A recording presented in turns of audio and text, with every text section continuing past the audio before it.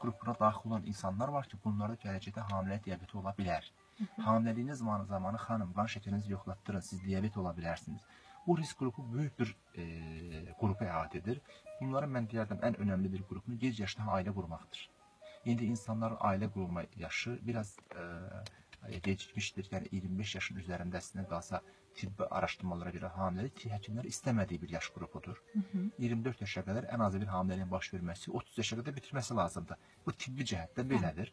Amma təbii ki, sosial, karyera, insanların müəyyən qədər hazırki biləcəyik durumu bəzən imkan vermir. Gec yaşda ailə qurur və gec yaşda baş verən hamilələr riskləri artırır. Yəni, misal üçün 40 yaşından yuxarı da qadın hamilə qala bilər. Amma həkimlərin arzu etdiyi bir qrup deyil. Çünki bunlarda psixi xəstəliklərə, Down və s. kimi riskli xəstəliklərə risk artır, risk faktoru daşıyır.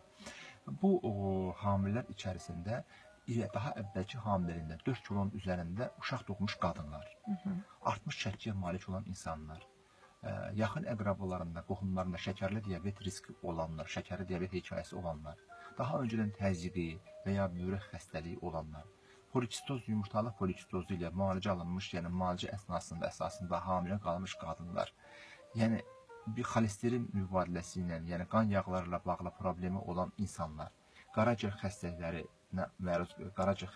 ilə müalicə almış insanlar risk qrupundadır. Belə deyimsə ki, çox az bir qrup həstəlinə qalsa risk qrupunda deyil. Demək olar ki, hamilərin böyük bir qismi hamiləlik diabetin risk qrupundadır.